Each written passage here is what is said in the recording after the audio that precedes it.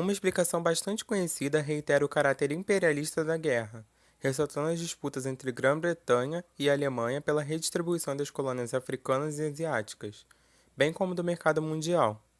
A guerra se concentrou no território europeu, embora tenha consequentemente se espalhado para regiões coloniais. Em relação à conjuntura política dos países europeus nesse período, uma série de rivalidades era alimentada pelo clima de exacerbação nacionalista e pelo avanço do militarismo no continente, sobretudo entre as potências. A Inglaterra foi o primeiro país a se industrializar, o que possibilitou que tivesse um grande mercado consumidor. Ela fornecia produtos industrializados para suas colônias e destas recebia matérias-primas que precisasse. Porém, no início do século XX, passaram a sofrer uma competição de outros países que também se industrializavam, como a Alemanha, por exemplo. A Alemanha investiu pesadamente na industrialização, incentivando a formação de grandes empresas mediante associação entre indústrias e bancos. Além disso, desenvolveu um sistema educacional técnico bastante eficaz. Outros países, como a França e a Rússia, estavam logo atrás dos ingleses e alemães nesse processo, porém, contavam com uma economia essencialmente agrária. Na Guerra Franco-Prussiana, travada entre 1870 e 71, os franceses perderam para os alemães as regiões da Alsácia e Lorena, ricas em carvão. Com isso, a Alemanha foi alçada à categoria de grande potência capitalista, o que acentuou o desequilíbrio econômico-social da Europa e feriu o orgulho dos franceses. Para proteger seu comércio exterior, a Alemanha investiu em uma marinha mercante e de guerra, assim reforçando a concorrência com os ingleses. Neste contexto, diversos países do continente europeu enfrentavam conflitos internos, como no caso do Império Austro-Húngaro, que era composto por diversas nacionalidades que não se identificavam umas com as outras, e todas queriam autonomia. A Rússia e o Império Turco-Otomano também enfrentavam uma conjuntura política parecida. A Alemanha então decidiu estabelecer uma aliança diplomática e militar com o Império Austro-Húngaro, o que aumentou a tensão com a França e a Grã-Bretanha. Desta forma, aponta-se que as ideologias nacionalistas, juntamente com os conflitos internos dos países, acabaram culminando na eclosão da Primeira Guerra Mundial. As ideias nacionalistas começaram a ser fortemente difundidas no continente europeu a partir de 1880. O principal objetivo desse nacionalismo ufanista era mobilizar as populações em torno do patriotismo. O nacionalismo muitas vezes exaltava uma suposta superioridade de um país sobre o outro. Franceses e ingleses acreditavam num dever civilizador mundial.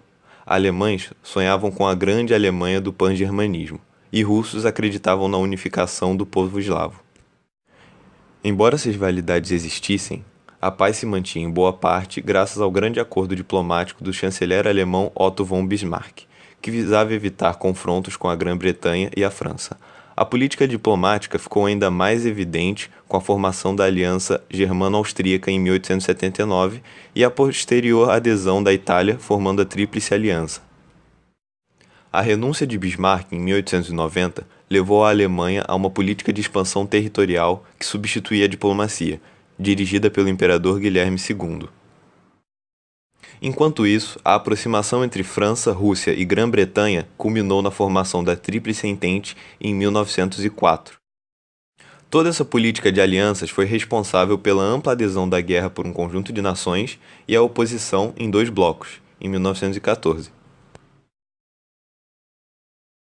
O príncipe herdeiro do Império Austro-Húngaro, Francisco Ferdinando, pretendia, assim que assumiu o trono, transformar seu império, então composto pela Áustria e pela Hungria, em uma monarquia tríplice, reconhecendo as populações eslavas que ali viviam.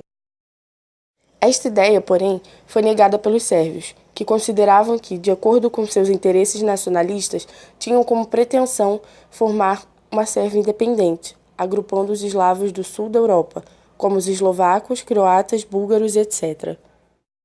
Em 28 de junho de 1914, na cidade de Sarajevo, capital da Bósnia-Herzegovina, Francisco Ferdinando e sua esposa foram assassinados por um nacionalista sérvio do grupo Mão Negra. Com este pretexto para a deflagração da Grande Guerra, o Império Austro-Húngaro declarou guerra aos sérvios, um mês depois do assassinato de Francisco Ferdinando. A Alemanha solidária aos austríacos declarou guerra à Rússia, que havia se posicionado em defesa dos sérvios e à França, para finalmente vigorar o Plano Schlieffen, ou seja, derrotar a França antes que a Rússia pudesse mobilizar suas tropas, evitando combater em duas frentes de batalha. A Bélgica, país declarado neutro no conflito, foi invadido pela Alemanha, que pretendia alcançar o território francês. Sendo assim, para honrar a Tríplice Entente, a Grã-Bretanha declarou guerra aos alemães.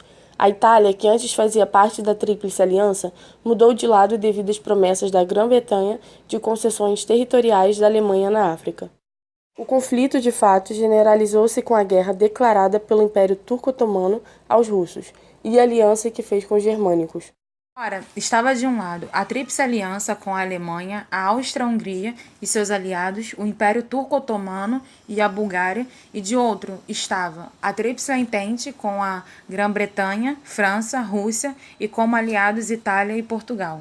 Com a falha do Plano Schlieffen, as potências que faziam parte da Tríplice Aliança tiveram que lutar em duas frentes, na ocidental e na oriental.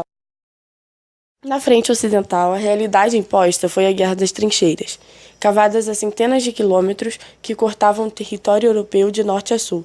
As trincheiras eram fossos ou escavações feitas no solo, cuja profundidade e parapeito serviam como abrigo aos combatentes. Em um cenário de horrores, novas armas surgiram. O avião foi pela primeira vez utilizado como arma bélica. O tanque de guerra, inventado pelos britânicos, também foi amplamente utilizado. Além disso, os alemães usaram lança-chamas e as mais diferentes armas químicas, e inventaram um submarino que conseguia afundar navios, mercantes e frotas. A vitória, que até então tendia para o lado alemão, mudou de rumo, com a entrada dos Estados Unidos no conflito, em abril de 1917. Desse modo, tornando a guerra mundial e favorecendo a Tríplice Entente, já que os estadunidenses vendiam armas e alimentos aos britânicos e franceses. Em outubro de 1917, outra reviravolta ocorreu. Eclodia uma revolução na Rússia. Meses depois, em dezembro, o novo governo de orientação socialista retirou o país da guerra, acatando a vontade da população. Isto, porém, beneficiou a Alemanha, pois puderam concentrar suas forças na frente ocidental e diversos territórios russos tiveram que ser cedidos a eles.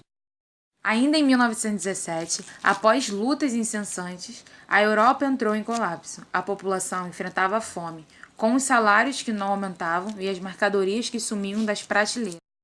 Diante das sucessivas derrotas acumuladas pela Tríplice Aliança, diversas coisas mudaram. O Império Austro-Húngaro acabou, resultando em uma república. Na Alemanha, o imperador Guilherme II renunciou e mais tarde o país tornou-se uma república. Antes do término da guerra, o presidente dos Estados Unidos, Woodrow Wilson, tinha uma proposta para o fim da guerra. Era chamado de os 14 pontos de Wilson, que a ideia central era de não ter vencedores nem perdedores, mas essa cláusula não agradou a Grã-Bretanha nem a França. Assim foi criado o Tratado de Versalhes em 1919, que se mostrou impositivo e humilhante para os alemães. Além desse acordo ter uma cláusula de culpabilização, tinha também uma série de exigências para os países perdedores. A Alemanha deveria ceder parte de seu território para a França e Bélgica, suas colônias na África foram divididas entre os países vencedores, tinha que reduzir seu império, era proibido produzir armamentos e ainda tinha que entregar seus navios submarinos. Para o Império Austro-Húngaro, foi imposta a divisão de suas terras, que se transformaram em Áustria, Hungria, Tchecoslováquia e Iugoslávia. Já o Império Otomano foi dividido e deu origem ao Iraque, Síria, Líbano, Palestina e Turquia.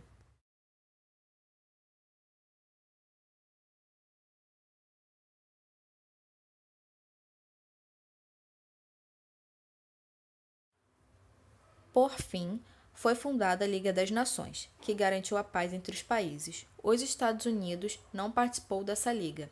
Ao final da guerra, milhões de pessoas morreram e os países europeus estavam quebrados. Por outro lado, os Estados Unidos estavam bem e se industrializando. Com o fim da guerra, o liberalismo estava em declínio e as ideologias autoritárias tomavam forças, o que mais tarde provocaria novos conflitos.